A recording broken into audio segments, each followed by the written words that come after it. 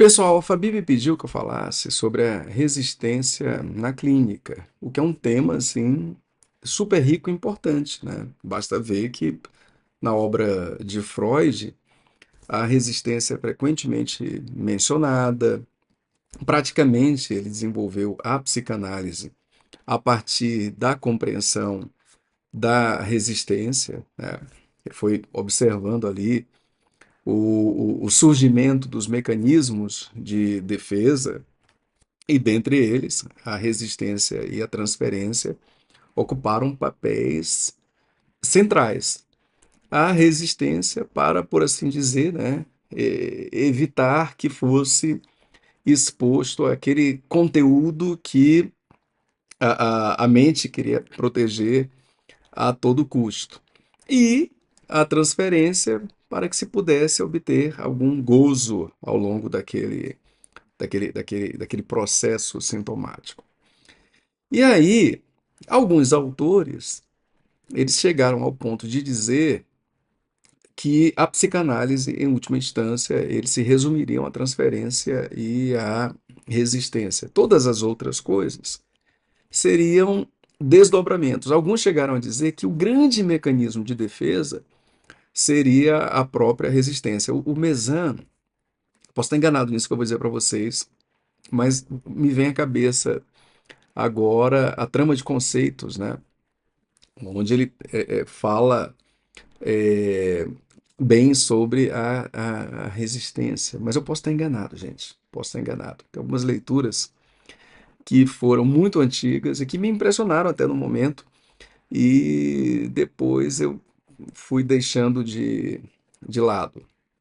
Mas, assim, a revisitação, a questão da resistência, ela é bastante constante, é bastante comum. Assim como a transferência. Eu não chegaria ao ponto, né, de dizer que estão certos aqueles que defendem a tese de que tudo se resume à transferência e à resistência, mas dá para dizer que, e não obstante qualquer posicionamento que se tenha sobre este assunto, a resistência é, sem dúvida alguma, um, um, um dos princípios, digamos assim, uma das princesas deste processo.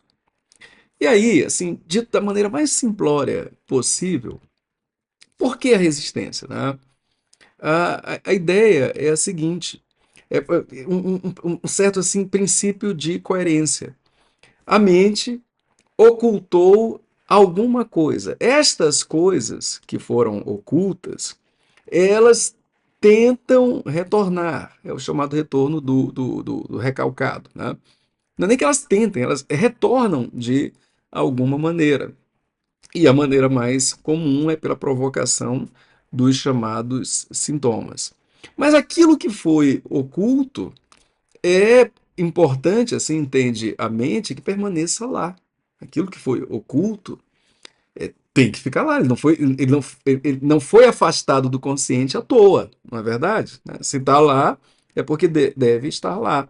Tirar aquelas coisas daquele lugar, ou seja, tirar aquelas coisas do inconsciente, permitir que elas se revelem, é tido como um grande risco.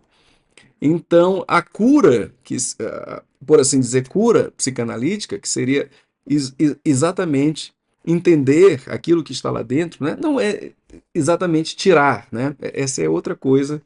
A psicanálise, assim como tudo, creio eu, na medida em que avança, mesmo aquilo assim que aqueles conceitos, aquelas ideias que um dia foram ideias praticamente qual é a palavra? Aquela palavra assim, canonizadas, elas começam a ser questionadas, né?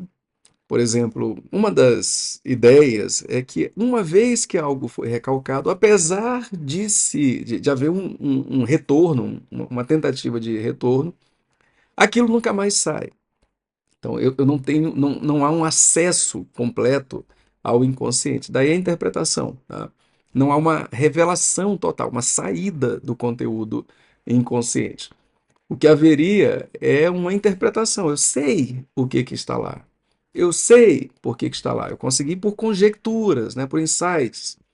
entender aquilo que está lá. E uma vez que eu já entendo, aí a atenção é desfocada dessas coisas. Não haveria mais por que tanto esforço, tanta energia fluindo do ego para manter aquelas coisas presas.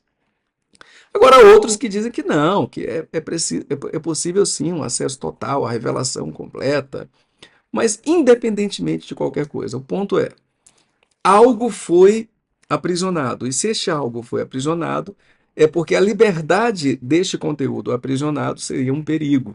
É melhor que ele se mantenha ali. Então, qual é o propósito da resistência? A resistência está dentre os mecanismos de defesa.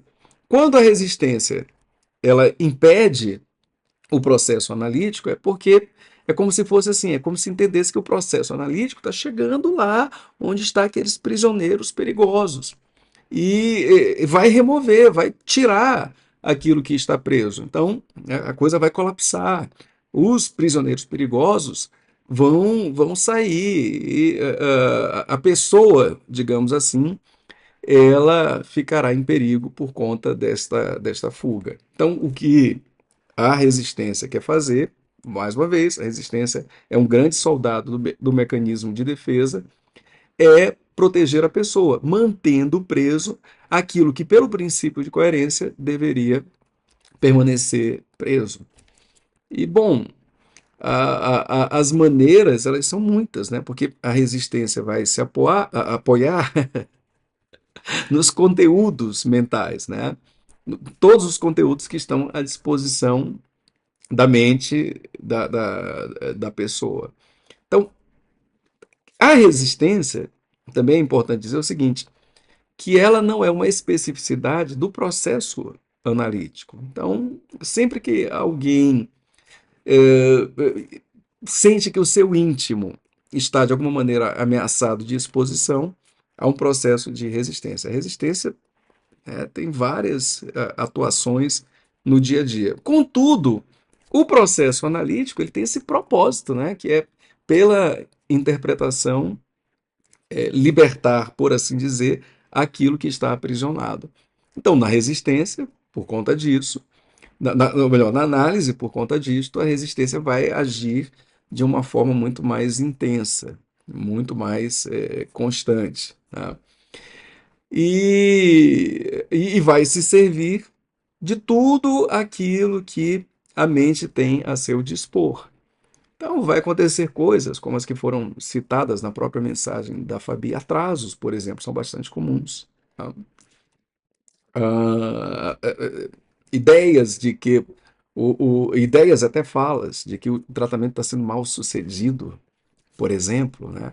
A pessoa para resistir, ela diz assim, esse tratamento não está legal, não está legal. E às vezes ela diz o contrário por transferência, quando ela percebe que ela desagradou o analista, mas ela possui com ele um vínculo transferencial, e sentindo que aquele vínculo, que é entendido como um vínculo de amor, agora está sob ameaça, a pessoa pode dizer o inverso, né? Eu só encontro respostas aqui, isso aqui me ajuda muito. Eu descobri tantas coisas por conta disso. Lá no estudo sobre a histeria, Freud descreve como muitas vezes, até para agradar o analista, o paciente tinha sintomas. Né? Para ter o analista mais próximo, ele tinha sintomas, ou ele chegava a certas conclusões que ele, o paciente, entendia que o analista queria que ele chegasse. Então, todas essas tramas mentais, elas entram em curso. Então, para ficar com o analista, para viver um ato de amor, o paciente elogia, por exemplo. Ou tem também a transferência hostil, né? A chamada transferência negativa, onde aí já não são sentimentos de amor, mas são sentimentos mais hostis, onde a pessoa se vinga, digamos assim, de um amor privado. Né? No passado, eu não tive aquele amor que era meu por direito, e eu sofri muito por isso, e eu te puno no lugar daquele que me abandonou. Essa transferência negativa muitas vezes tem relação com a resistência também. Tá? Ah, eu me atraso porque eu me defendo, mas ao mesmo tempo eu realizo aqui a transferência, eu te puno, eu te puno. pelo abandono sofrido que agora é revivido na relação transferencial contigo. Esses fenômenos todos, eles ocorrem. Tem alguns autores que eles colocam até uma espécie assim de ordem de interpretação, que no primeiro momento, a interpretação analítica, ela deveria se debruçar sobre a resistência. Então, entender quase tudo como sendo uma resistência.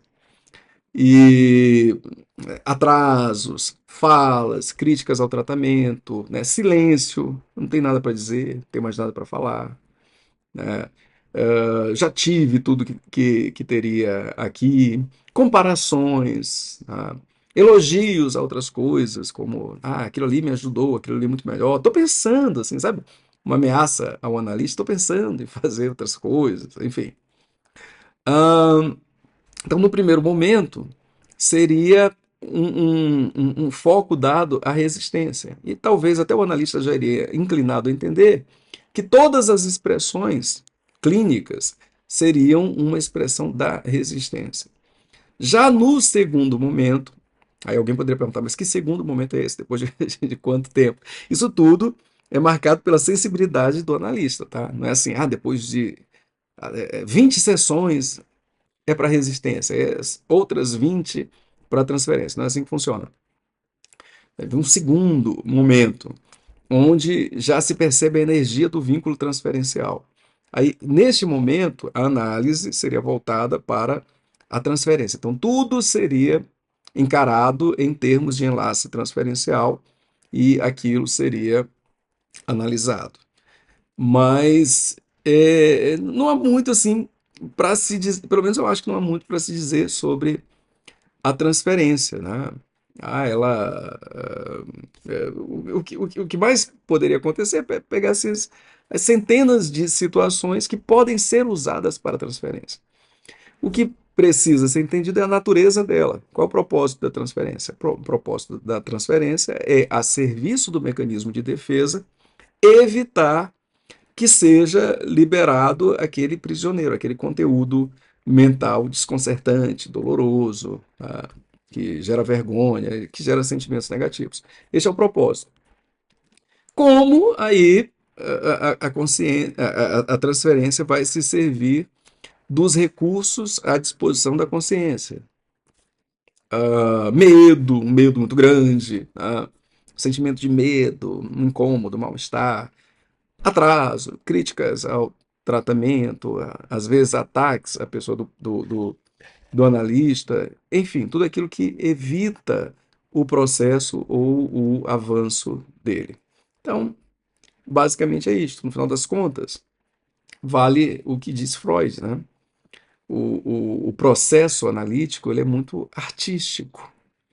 Tem métodos, né? Tem uma teoria que dá um direcionamento, sem dúvida alguma. Mas, né, em última análise, a análise ela é um ato artístico, né? É regida pela sensibilidade daquele que conduz. Uma outra questão, né? E quem conduz? É o paciente? É o analista? Mas como ninguém perguntou, não vou falar sobre isso.